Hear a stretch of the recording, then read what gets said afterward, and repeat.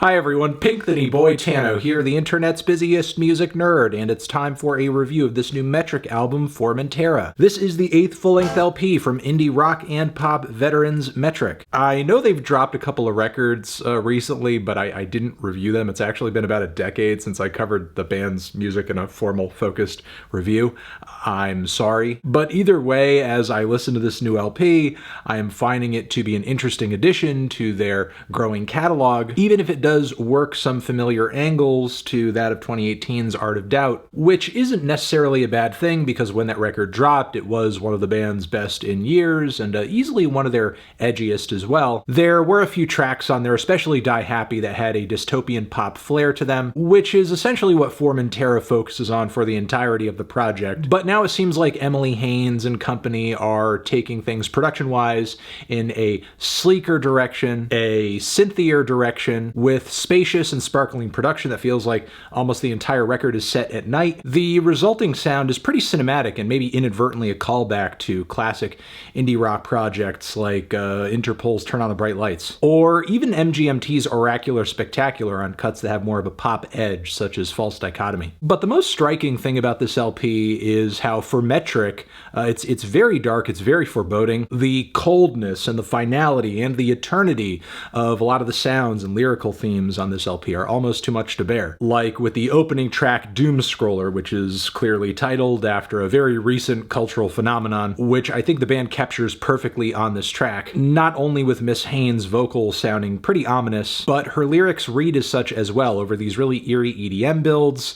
And in the track, I gotta say, it lasts 10 minutes. Yes, an opening song from Metric that lasts 10 whole minutes with multiple phases and builds and shifts, and I actually found it to be really engaging from front to back. And it somehow just fits the tone of the entire record perfectly, even if this is the only track on the LP that sounds exactly like this. Of course, the themes of digital dystopia on this track continue onto subsequent songs, like Thinking of Someone Who You'd Like to Be With While the World is Completely Crumbling on the track All Comes Crashing. The instrumental on this one is pretty much everything you need, nothing you don't. Overdriven guitar leads, airy synth layers, booming drums, some very simple and intimate vocal leads from Miss Haines. From here we get the mesmerizing What Feels Like Eternity, which does spend quite a bit of time building up tension, but it is more than worth it once the band hits you with this buzzing, hypnotic chorus with an earworm vocal that is going to be sticking with me for a while. Feels like an eternity, what feels like an eternity. Plus add on to this the unsettling verses about being locked into a totally restless rat race that is miserable and degrading and just wears down on you. Next from here we have the title track, which is this my favorite song? Is this my favorite tune on the record? No, I don't necessarily feel like this is Miss Haines' strongest and most memorable vocal performance here, but what does move me about this track is just how long, expansive, and how much of a synth odyssey it feels like, plus these string sections that pop up here and there are a beautiful touch too. But yes, not my favorite song here, but a lengthy moment on the project I get kind of lost in easily. We do get a bit of a lull at the midpoint of the record, though. There's the hulking Enemies of the Ocean with its huge and honking bass notes, its spaced out drums. This track, unfortunately, while it does pile the sounds on high, execution-wise and groove-wise, it doesn't really have the finesse of many of the best tracks here, especially on the transition from the verse to the chorus, which just feels like a clash. I Will Never Settle at its core has more of a classic indie rock formula. I think at its base, the song is truly something that could have been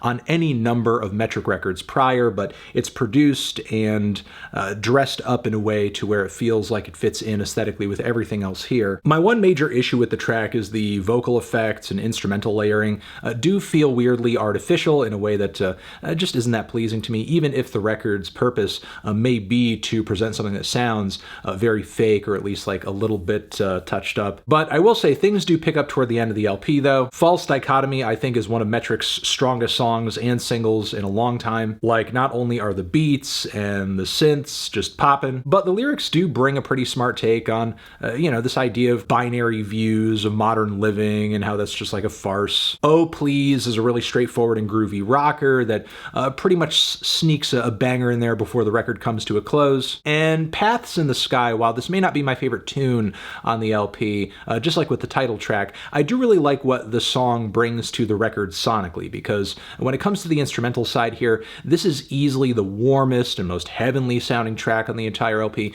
When you dive into into the lyrics a little bit, that's kind of matched up with some sentiments of, being broken out of this rut, this emotional rut, this personal rut. So, the record does kind of end off on a positive note, does provide a ray of light in the midst of all of this darkness. This track really does feel like a dawn of a new day, which, again, is just a nice way to end things off. And yeah, overall, I thought this was a pretty solid project. I liked it quite a bit. This is the most enjoyable I've found a Metric record to be in a while. I liked the consistent aesthetics across the LP. I liked the lyrical themes and focus across the record. The songwriting, for the most part, was really impressive on most of the tracks here. Were there some spots where the vocals came off maybe a bit too understated, or the instrumental palettes and performances just felt maybe too mild, a tad bit bland? Yes, but I mean, Metric has never been the most aggressive band out there. I kind of, got what I expected for the most part going into this record as far as delivery and attitude and energy level. But then beyond that, the quality songwriting and, like I said, the concepts and the